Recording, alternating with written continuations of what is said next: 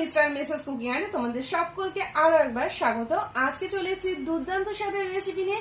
আর রেসিপিটা শুরু করার আগে সকলকে জানাই অসংখ্য ধন্যবাদ, যারা আগের ভিডিওতে প্রচুর কমেন্ট করেছো, প্রচুর ভালোবাসা দিয়েছো, যারা পুরো ভিডিওটা দেখে বলেছো খুব ভালো হয়েছে আজকের রেসিপিটা বা তোমাদের ভালো লেগেছে, তাদেরকে অসংখ্য ধন্যবাদ। আর আজকের রেসিপি কিন্তু দুর্দান্ত স্বাদের একদম ইউনিক একটা রেসিপি। সম্পূর্ণ নিরামিষ দিনে তোমরা কিন্তু বানিয়ে নিতে পারবে এইরকম দুর্দান্ত একটা পনিরের রেসিপি। চলো দেখে নি আজকের এই রেসিপিটা। আর যারা কিন্তু আমার চ্যানেলে এখনো নতুন বন্ধু আছে, সাবস্ক্রাইব করনি, তাড়াতাড়ি করে সাবস্ক্রাইব করে নাও। পাশে থাকা বেল আইকনটা ক্লিক করতে একদম ভুলো না, যাতে আমি নতুন নতুন রেসিপি ছাড়লে তোমাদের কাছে সবার আগে পৌঁছে যায়। চলো দেখে নি আজকের রেসিপি। আজকের রেসিপিটার জন্য এখানে আমরা পনির নিয়েছি, আর পনির নিয়েছি কিন্তু 300 গ্রাম মতো। 300 গ্রাম পনিরটাকে নেওয়ার পরে পনিরটা একটু ভালো করে আমরা উপরে যদি একটু জল ভাব থাকে সেটা একটু ভালো করে মুছে নেব, তাতে পনিরটা রান্না করতে খুব ভালো হবে। পনিরটাকে আমরা এরকম বড় বড় একটু পিস করে কেটে নিয়ে দেখো এইরকমভাবে কেটে নিচ্ছি। সাইজটা একটু বড় রেখেছি, কারণ বড় রাখলে এই পনিরটা রান্না করতেও সুবিধা হবে আর খেতেও দুর্দান্ত লাগবে। পনিরগুলোকে আমরা একটা পাত্রের মধ্যে তুলে নিয়েছি, আর সাইজটা দেখো এরকম রেখেছি, তোমরা চাইলে লম্বা করেও কাটতে পারো। এরপরে নিয়ে নিয়েছি টমেটো কুচানো, এখানে মিডিয়াম সাইজের টমেটো দুটো কুচিয়ে নিয়েছি। এরপরে আমরা পনিরটাকে একটা পাত্রের মধ্যে রেখে দিচ্ছি।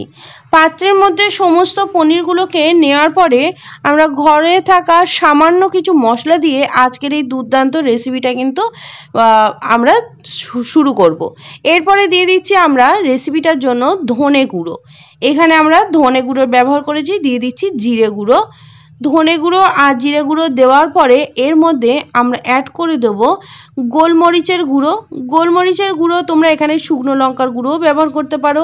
দিয়ে দিচ্ছি কাশ্মীরি রেড চিলি পাউডার, কালারটা সুন্দর আসার জন্য, আর ঝালের জন্য কিন্তু আমি গোলমরিচই ব্যবহার করেছি।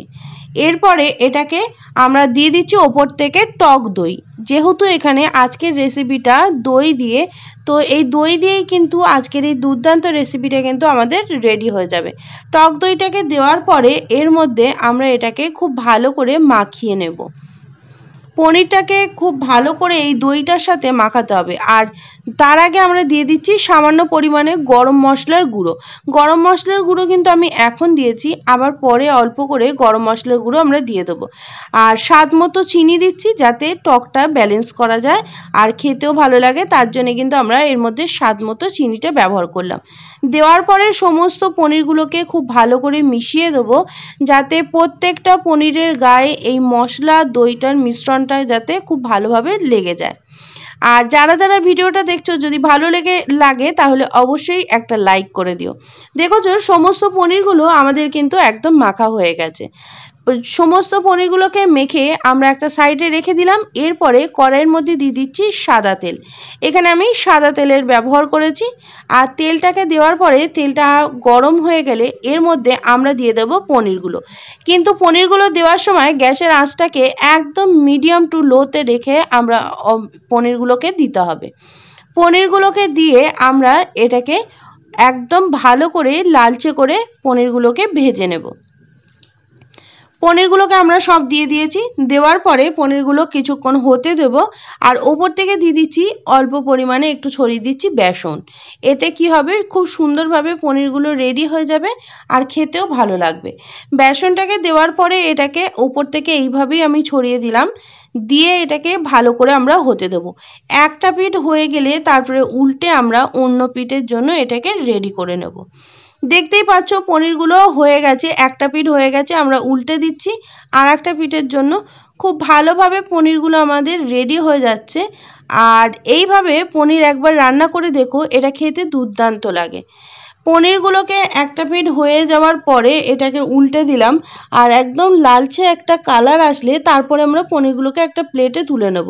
দেখতেই পাচ্ছ কত সুন্দর একটা কালার চলে এসছে। এটাকে আমরা প্লেটের মধ্যে রেখে দিচ্ছি। এরপরে কড়াইয়ের মধ্যে যে তেলটাই রয়েছে সেই তেলটা দিয়েই আমরা বানিয়ে ফেলবো আজকের রেসিপি। এই তেলটার মধ্যে দিয়ে দিলাম জিরে আর দিয়ে দিলাম টমেটো। এখানে ফোড়নে আমি জিরে আর টমেটো ব্যবহার করেছি। দেওয়ার পরে এটাকে খুব ভালো করে নাড়াচাড়া করে নেব, কারণ টমেটোগুলো যাতে খুব ভালোভাবে সেদ্ধ হয়ে যায়, তার জন্য এর মধ্যে দিয়ে দিচ্ছি নুন, নুনটাকে দিয়ে আবারও খুব ভালোভাবে নাড়াচাড়া করব যাতে টমেটোগুলো খুব তাড়াতাড়ি সেদ্ধ হয়ে যায়। টমেটোটাকে যতক্ষণে হচ্ছে এটাকে আমরা একটু কিছুক্ষণ রেখে দেবো। দেওয়ার পরে এর মধ্যে দিয়ে দিলাম একদম কুচিয়ে রাখা কাঁচা লঙ্কা। এখানে আমি ঝালের জন্যই কাঁচা লঙ্কা ব্যবহার করেছি, আর ঝালটা কে কতটা খাবে সেটা কিন্তু তোমরা বুঝে দিও। এরপরে এটাকে কাঁচা লঙ্কাটাকে দেওয়ার পরে খুব ভালো করে নাড়িয়ে চাড়িয়ে নিলাম, আর খুব সুন্দরভাবে কিন্তু টমেটোগুলো আস্তে আস্তে নরম হতে আরম্ভ করে দিয়েছে। দেখতেই পাচ্ছ টমেটোগুলো খুব ভালোভাবে নরম হয়ে গেছে, আর একটু খুন্তির সাহায্যে এটাকে আমরা ভেঙেও দিলাম। টমেটোগুলো হয়ে যাওয়ার পরে এর মধ্যে দিয়ে দিচ্ছি আমরা টমেটো কেচাপ। টমেটো কেচাপ এখানে বেশি ব্যবহার করব না, একদম বড় চামচের 1 চামচ মতো টমেটো কেচাপ ব্যবহার করব। দেওয়ার পরে এটাকে ভালো করে নাড়িয়ে চাড়িয়ে রেডি করে নিচ্ছি। আর যেহেতু টমেটো কেচাপ এর মধ্যে ব্যবহার করেছি তাই আমি পরে এর মধ্যে কোনো রকম চিনির ব্যবহার করছি না। এরপরে দিয়ে দিচ্ছি দইয়ের মিশ্রণটা। যে দইটাতে আমরা পনিরগুলো মেখেছিলাম সেই দইয়ের মিশ্রণটাই আমরা এর মধ্যে ঢেলে দিলাম। দেওয়ার পরে এটাকে ভালো করে নাড়িয়ে চাড়িয়ে নেব। আর দইয়ের মিশ্রণটা যখন দেব তখন গ্যাসের আঁচটাকে অবশ্যই লোতে দিতে হবে, না হলে পনিরগুলো একদম ফেটে যাবে। এরপরে এটাকে কন্টিনিউ ভালো করে নাড়িয়ে চাড়িয়ে এই গ্রেভিটাকে আমরা রেডি করব। আর এর মধ্যে আমরা অল্প পরিমাণে জলটাকেও অ্যাড করে দিয়েছি। জলটাকে অ্যাড করে দেওয়ার পরে আবারও খুব ভালো করে মিশিয়ে দিচ্ছি। আর এইভাবে এই পনিরটা রান্না করলে এর টেস্ট কিন্তু দুর্দান্ত হয়।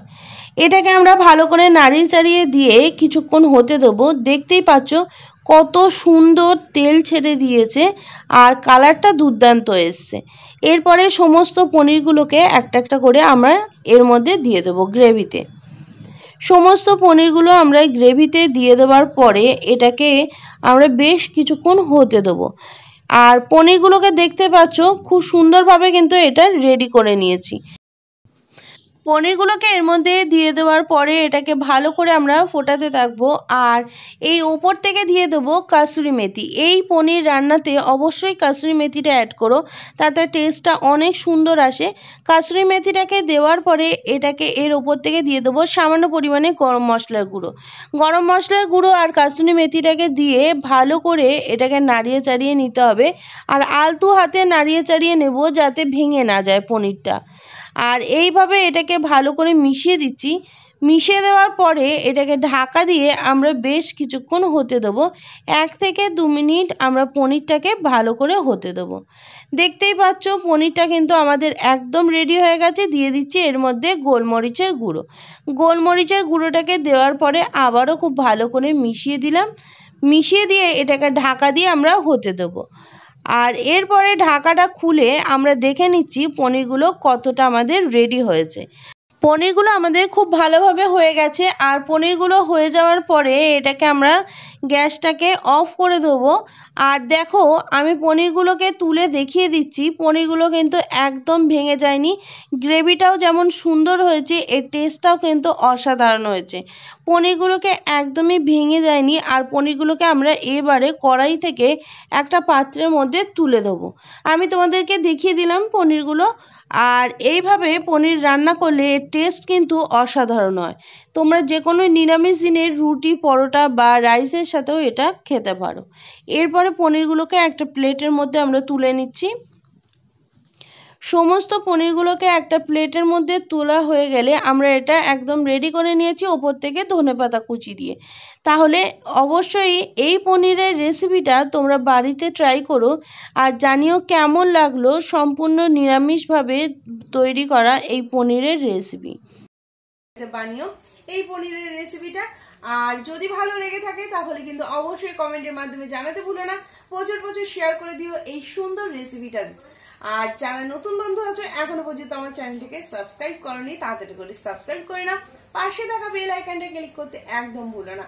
চলো আজকের মতো রেসিপি এই পর্যন্তই। ততক্ষণে তোমরা ভালো থেকো, সুস্থ থাকো। আবারও দেখা হচ্ছে পরবর্তী কোনো ভিডিওতে।